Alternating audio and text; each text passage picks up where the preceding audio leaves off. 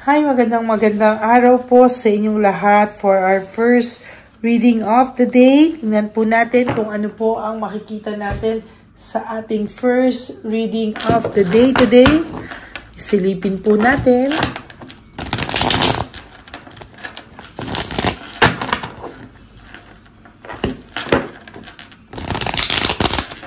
Parang may naligaw na baraha. Ayun ang sinasabi ko.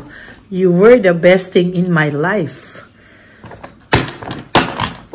Yan, tingnan po natin.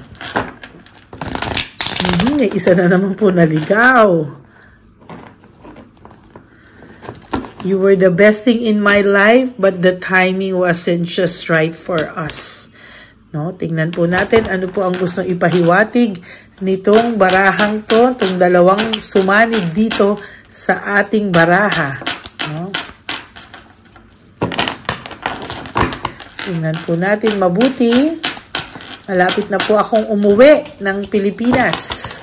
Mga kapatid, no, maraming salamat po na kahit ako ay nasa ibang bansa, ako po ay hinanap nyo pa rin at pinanood at inunawa, no, na kung minsan wala akong second reading or third reading. Maraming salamat po sa inyong pag-unawa.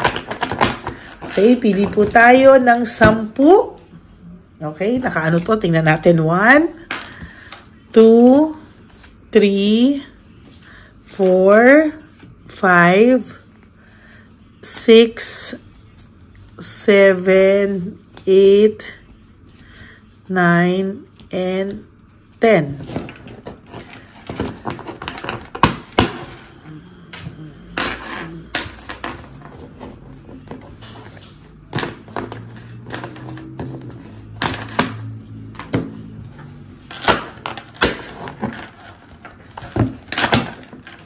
Tingnan po natin ano pong makikita natin sa sunny person ng baraha.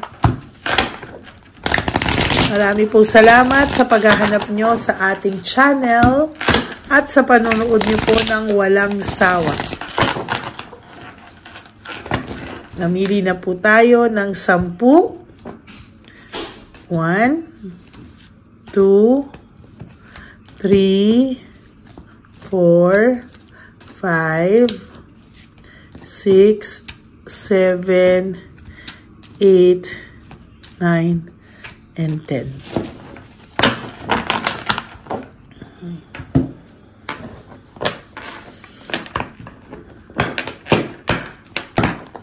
Okay, tingnan po natin ang sunny persa.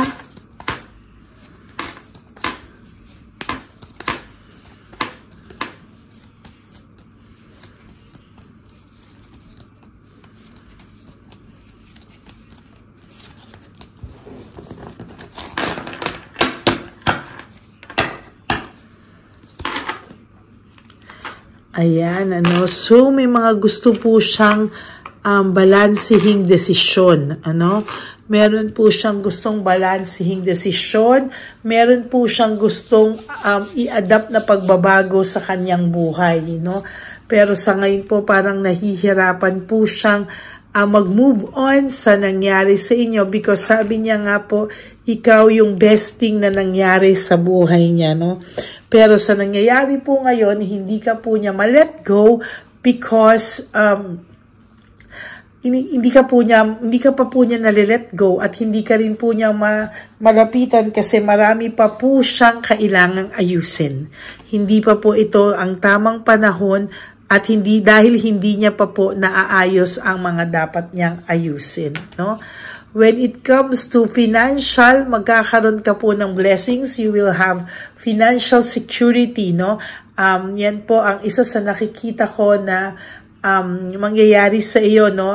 Maayos mo po ang iyong finances or maayos ka pa rin po sa finances, no? Sa nakikita ko po ay matutuwa po ang kumbaga ang universe, no, pag lalo mo pong inayos ang iyong pangkabuhayan, ano, yung lahat po ng sama ng loob ay dito po ay mapapalitan mo po ng saya, no? Yan. Yung actions mo po, adventure at fearlessness mo po ay nasubukan sa sitwasyong ito, no? Sa totoo lang po, sa dami-dami po ng mga sa dami-dami po ng nangyari, no? Natutuwa po ako na kahit papano po ay unti-unti ka pong nakasurvive, unti-unti ka pong nag-a-adjust, at sa nakikita ko po ay umaayos po ang iyong buhay, no? Kahit po nasasaktan ka pa din, kahit po ganyan yung pakiramdam mo, ay patuloy at patuloy ka pong namumuhay na kahit surviving, pero lumalakas po yung iyong loob, no, na hindi na po masyadong damdamin ng mga bagay-bagay, kahit na minsan pumapasok pa rin po sa isipan mo, pero pilit mo pong tinatanggal sa isipan mo, no? Naiisip niya po na dahilan po ng inyong paghihiwalay ay alam niya po sa sarili niya na siya po ang dahilan, ngunit subalit binintang niya po sa iyo, no? Alam niya po yung katotohanan na siya po ang may kagagawa ng lahat ng ito, pero ibinintang niya po sa iyo, no? Masakit po na ibinintang niya sa iyo, pero nangyari na po, no? Responsibilidad niya po yan sa iyo, ngunit talagang ang ginawa niya po ay hindi niya po kinaya, no? Talagang sa nakikita ko po dito, masyado po siyang nasaktan. Ang pinapakita niya po ay siya yung nasaktan, siya po yung naagrabyado, but the truth is no. Alam niya po sa sarili niya ano po ang ginawa niya sa iyo, no? Kaya ganyan po. Nagiging defensive lang po siya, lalo na po ngayon, wala na po siyang hawak na control, no? Sa nakikita ko po dito ay magiging mas maayos pa po yung iyong sitwasyon. Siya po ay patuloy na magiging defensive, no? Magiging defensive po siya, at sa totoo lang ay mahihirapan po siya kung hindi niya po gagawin ito ng naaayon sa dapat niyang gawin. Meaning, kung hindi siya magsusorry sa'yo, wala pong mangyayari, no? Sudden awareness, choosing happiness, parang ganun na lang ba yun? Ano? Sabi niya na parang ang tingin mo ay ganun na lang ba yun? Pagkatapos ng lahat, parang walang nangyari at kakalimutan ka na lang niya ng ganyan na parang wala man lang siyang remorse, no? Ang tao pong walang remorse, sa totoo lang ay, ayan po, sa nakikita ko ay mas magiging ano po siya, no? Mahihirapan po siya sa mga susunod na panahon kung hindi niya po talaga pag-iisipang mabuti yung mga nagawa niya po sa yung kasalanan. Lalo na po yung leaving home, making decision, sa nakikita ko po, isa po ito sa pinagsisisihan niya. At sa nakikita ko po ay nagsisi po siya sa mga nagawa niya. Hindi niya lang po mapakita o masabi because ito nga po na may mga inaayos siya, may pride niya, yung ego niya. So sa nakikita ko po ay mas magiging defensive pa po ito sa mga susunod na panahon. Yung third party niyo po is hanggang ngayon po ay nagsiselos pa din po sa iyo. No, palagi ka po rin po nilang pinag-aawayan at hindi pa rin po sila natatahimik. Ikaw pa rin po at ikaw pa rin po ang lumalabas sa kanilang mga diskusyonan. This is emptiness and emotional loss. No? So nakikita ko po may emptiness, may emotional loss. Hanggang ngayon po ay very, very empty pa rin po. At talagang sa nakikita ko po ay hindi na po ito nare-resolve ba, no? Hanggang ngayon po may emptiness siya and may emotional loss, no? Panay po siya ngayon bad luck, wala po siyang control sa karma na dumarating sa kanya. Feeling niya rin po kakasumbat po ng third party nyo na sa pangalan mo na hindi po siya matahi-tahimik, ay wala po siyang control, no? Yan po ay isa sa mga kanyang karma. Very dissatisfied po siya sa buhay niya ngayon and lack of inner joy. Wala po akong nakikita na deeper meaning of happiness sa kanya kung hindi patuloy po itong para siyang nangungulila sa iyo na hindi niya maintindihan, pero yung galit niya po ay ganon na lamang, no? Dahil bakit? Bitterness po ang tawag doon. Bitterness, no? At nakikita ko pong wala siyang direksyon hanggang sa mga susunod na araw at panahon. Wala pa rin po itong direksyon.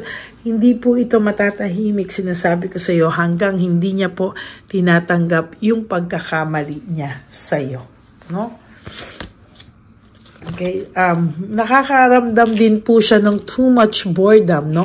Bored na bored po ito sa mundo niya ngayon, ano? Bored na bored po siya, at sa nakikita ko po ay hindi po ito matatahimik, lalo na po sa mga susunod na buwan, araw, no? Hindi po ito matatahimik hanggang hindi niya po inaayos yung mga nagawa niyang mali. Hindi po siya matatahimik.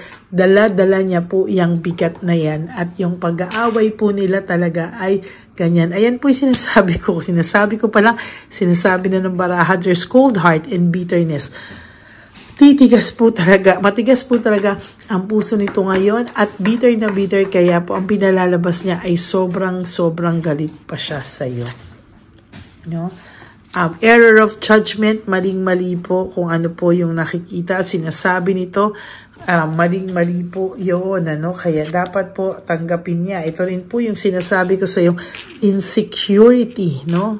Insecurity po ng kanyang third party, no? Yung third party, yung dalawa, ay ganyan po ang makikita niya. Sa mga susunod na panahon, lalabas at lalabas pa rin po yung pagiging insecure ng inyong third party, at yan ay makikita niya at hindi po siya tatantanan. Meron din po tayong nakikita na self-pity, grief, loss, no? So nakikita ko po dito, ayan, no? Nagsa-self-pity din po siya at inahanap-hanap ka pa din po talaga niya. Meron po ako nakikita ditong willpower and desire, no? Iniisip niya na pag ginusto niya ay makukuha pa din po niya. Kapag ginusto niya makipagbalikan sa iyo, pwede pa din daw at nag-aantay ka lang daw, no? Pero siya po ay nakakaramdam ng depression. Ayan po, no? For your last card, meron po ako nakikitang depression, self-pity, loss. Talaga pong hinahanap-hanap ka nito at mabigat po ang dala-dala nitong taong to. Okay, so that is your first reading of the day. I hope na naka-resonate po kayo. Pagising nyo po, meron na kayong reading of the day. And I hope na naka-resonate kayo. And if you do, can you please give me a like and comment down below para alam ko naman po kung ano ang inyong mga nasa saloobin. Okay? And of course, for all of you who would like to have a private reading with me, you can message me po at Ladyly Elena. That's L-A-D-Y-L-Y Elena. Nasa dulo po yan na ating video. Diyan nyo lang po ako makukontak. That's my only official and legit FB account. Maraming salamat po sa inyo lahat. And for those of you who would like to give me a super thanks for this video, I would really appreciate that. Lalo na po, nalalapit na po ang One Love a Day Christmas edition for our dear lolos and lolas, street elderly, yung mga matatanda pong nasa kalye, no? Yan po ang ating tutulungan for our Christmas edition. Yan. Maraming salamat po sa inyong lahat. And ang lagi ko nga pong bilin sa aking mga ever loyal, faithful, solid Lady Elena friends, family and subscribers, no, na wag po kayong malulungkot dahil kahit nasang lupalop ako ng daigdig, ako po ay magbibigay sa inyo ng reading of the day. At lagi nyo pong tatandaan is to live one day at a time, no. Kalimutan nyo muna po ang inyong mga birthdays na susunod, birthday niya, birthday mo, Christmas anniversaries, New Year, at ang much awaited yung Valentine's Day. Kalimutan niyo po muna lahat yan and just live for today. You wake up and do 3 things that will make you happy for today. Prioritize yourself and sleep for tonight, and tomorrow is another day. Ayan, no, tomorrow is another day, kaya yan at yan po ang mangyayari, no? Kaya makakaranas po kayo ng makaka-feel kayo na pag ginawa nyo ng ginawa, sasabihin nyo po na ay nakasurvive na pala ako. Okay? And always remember that life is so short. Don't make it shorter by stressing yourself from all the pains and heartaches na binigay sa inyo ng kahapon. Just surrender everything to the divine universe and just let go and let God write your life and love story. Okay? Ako po ay magbabalik para sa ating second reading for the day. I hope na mapanood nyo po ito lahat pagising nyo ngayong umaga. No? Magandang araw po sa lahat sa inyo sa buong mundo at lahat ng lupalop ng daigdig natin. Ano? Maraming salamat po at magbabalik po ako for another set of reading, and please help me reach 20,000 subscribers. As of the moment, we are approaching 15,000 subscribers. Kaya maraming salamat po sa inyong lahat from the bottom of my heart. Mahal na mahal ko po lahat kayong mga subscribers ko. Okay, God bless you all, and magbabalik po ako for another set of reading. Huwag po kayong malulungkot. Okay, God bless you all and have a wonderful day ahead of you. Huwag po kayong mag-alala. I promise to give you a second reading for today mamaya pong gabi or hapon. Okay? Maraming salamat po sa inyong lahat. God bless you all. Bye!